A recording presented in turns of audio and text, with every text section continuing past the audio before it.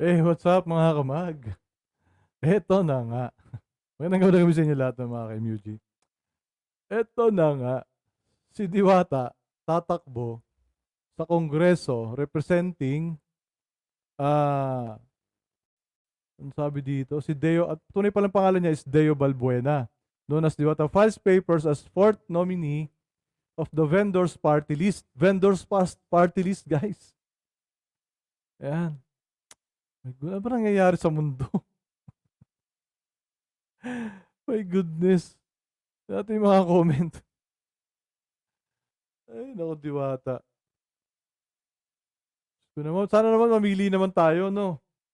Ang dami naman problema.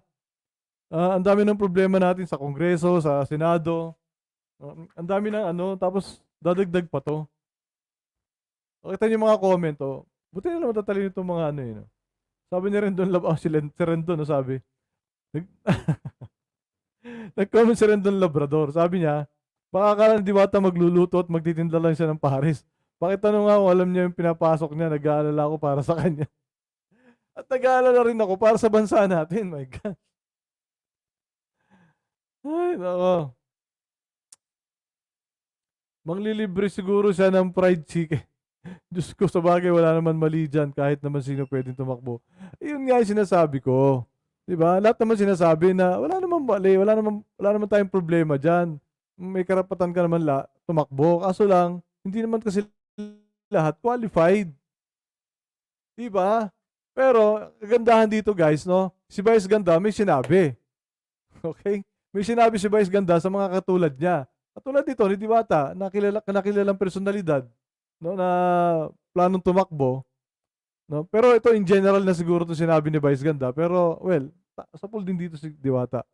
So panoorin natin ano, tingnan natin.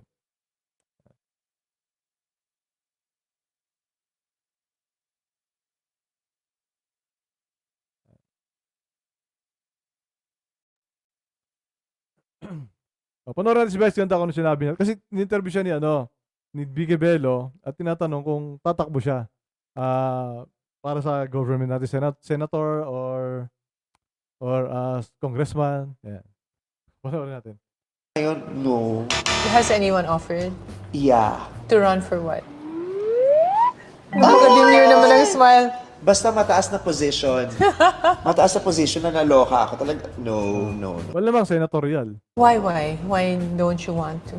Hindi ako magaling doon. Pwede akong manalo. Feeling ko pwede akong manalo kasi marami akong followers, marami akong fans. Yes, possible. Maraming fans to eh. Kahit na inis tayo dito.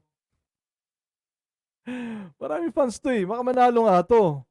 Diba? Kaya lang, alam niya sa sarili niya. Pero sana nga, totohanin niya yan. Kasi baka mamaya parang si Willie Revillame lang siya na hindi ko alam yan eh. Ano kinalaman ko sa, di ba? Ngayon tatakbo na. Ano may ambag ko dyan? Di ba? Si Willie Revillame. So sana manindigan siya. No? Baka mamaya tumakbo rin siya bandang uli. Oo. Tignan natin. Baka maraming bumoto sa akin, maraming natutuwa sa akin. Pero ako sa sarili ko, ngayon, hindi ako magaling doon. So bakit ako pupunta doon? Ipapahamak ko yung Pilipinas? Tama. O, Diwata, baka naman. Baka mapahamak ang Pilipinas sa'yo, sabi ni Vice Ganda. Kasi, eto ha, kung i-compare mo si Vice Ganda kay Diwata, di hamak na matalino naman tong si Vice Ganda, napakatalino nito. Alam ko nga, cum laude dito eh. Di ba, compare mo kay Diwata. My goodness naman. Tuloy natin. Diba? Hindi But po. you know, I Not think you because you are- can win, you will run. No, That's not. hindi ganun. But you are helping the Philippines. Just Of to course. let you know that I think you help the Filipinos a lot by making us laugh in times of hardship. Yes, marami naman paraan para makatulong. Kagaya dito, may nag-comment doon sa video ko kanina, ba't daw hindi ako tumakbo? Hindi ko naman kailangan tumakbo para makatulong. Diba? Maraming paraan para makatulong tayo sa bayan natin. Diba? So yun lang naman shorts lang naman to. And yun, maraming salamat sa patuloy pagsuporta sa aking channel. No? Sa ating mga ka-MUG. And ayun, siyempre huwag natin kalilimutan, misa lang tayo mabubuhay. Pili natin maging tama at mabuti. Magkakamali, pero hindi masamang tao. Bye-bye!